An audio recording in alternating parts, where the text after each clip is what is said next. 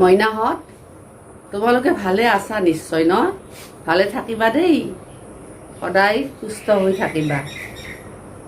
মই তোমালোকলৈ এটি সাধু লৈ আহিছোঁ। সাধুটোৰ নাম হ'ল বাপেক, পুতেক আৰু গাধ। এখন গাঁৱত এটা বাপেক আৰু পুতেক আছিল আৰু অন্য কোনো নাছিল, আৰু মাত্ৰ এটা জন্তু আছিল, গাধ। গাধৰে তেওঁলোকে ব্যৱসায় কৰিছিল। যেতিয়া গাধ বুঢ়া হ'ল তেতিয়া সিহঁতে বেচাৰ সিদ্ধান্ত ল'লে। বাপেকে ক'লে বোপাই, আজি আমি গাধটো বিক্ৰী কৰিবলৈ যাম। এই বুলি ৰছী লগাই টানি টানি গাধটো লৈ গৈ আছে। এনেতে বাটতে ছোৱালী কেইজনীমান দেখি হাঁহিবলৈ ধৰিলে। চোৱা চোৱা চোৱা, এই গাধ এটা ইমান কাপোৰৰ বোজা, ইমান বস্তুৰ বোজা লৈ যাব পাৰে। সিহঁতে কি কৰিছে, গাধটোক টানি টানি নিছে। বাপেকো নুঠে, পুতেকো নুঠে, হি হি হি হি হি এনেকে হাঁহিবলৈ ধৰিলে। তেতিয়া বুঢ়াই লাজ পাই ক'লে, বোপা তই গাধটোৰ ওপৰত উঠ, মই পিছে পিছে গৈ থাকিম ৰছীডালত ধৰি। এনেকৈ গৈ আছে। তেতিয়া দোকানত দুজনমান বুঢ়া মানুহ বহি আছিল। বুঢ়া মানুহ দুজনে দেখি ক'লে, চোৱা চোৱা আজিকালি কি ঘটনা হৈছে মানুহৰ। এই ডেকা ল'ৰাটোই তাৰ গাধৰ ওপৰত উঠি বুঢ়া বাপেকটোক খোজকাঢ়ি দিছে। এই বুলি হাঁহিবলৈ ধৰিলে।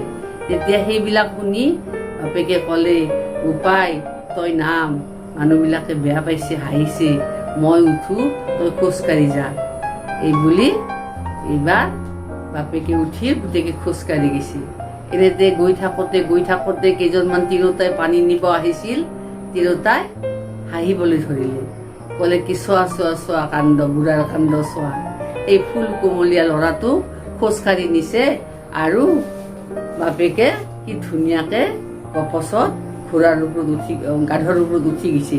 চোৱাচোন চোৱা, কি আচৰিত কাণ্ড। এনেকৈ তেতিয়া ক'লে, দেউতা মই আৰু তই গাধৰ ওপৰত উঠ।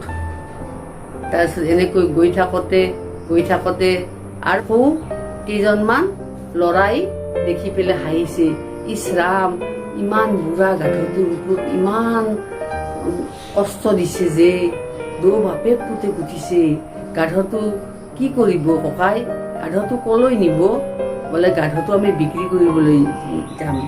তেনেহ'লে আপোনালোকে টকা নাপাব, গাধটোৰ অৱস্থা নোহোৱা হৈছে, দুয়োৰে ভিৰ সহ্য কৰি। গতিকে আপোনালোকে গাধটোৰ একদম কম দাম পাব।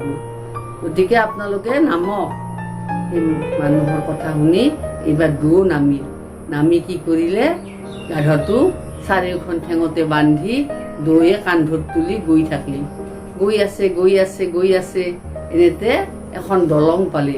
দলঙৰ তলত নদীত কেইজনমান ল'ৰাই গা ধুই আছিল। তাকে দেখি সেই গাধটো আৰু বাপেক পুতেকৰ দৃশ্য দেখি খিলখিলাই খুব জোৰে হাঁহিবলৈ ধৰিলে। সেই হাঁহি শুনি গাধটোৱে চক খালে, আৰু চক খাই এই ভৰিৰ ৰছী ছিঙি পেলাই নদীত পৰি গ'ল আৰু গাধটো মৰিল। গাধটো মৰা দেখা পাই বাপেক পুতেকে কপাল থপৰিয়াই কান্দিবলৈ ধৰিলে যে আমাৰ কি কপাল, আমি এনেকৈ মানুহৰ কথা শুনিব নালাগিছিল। যিয়ে যি কয় তাকে যদি শুনো তেনেহ'লে আমাৰ এনেকুৱা বিপদ নিশ্চয় হ'ব। গতিকে তেনেকুৱা নকৰিবা। গতিকে সকলোৰে কথা নুশুনিবাচোন, নিজৰ বিবেকক সুধিবা, তেতিয়াহে তোমাৰ ফল হ'ব আৰু বিপদ নহ'ব। গতিকে নিজৰ কথা নিজৰ বিবেকক সুধিবা। সকলোৰে কথা শুনিলে এই বাপেক পুতেকৰ নিচিনা এনেকুৱা দশা হ'ব।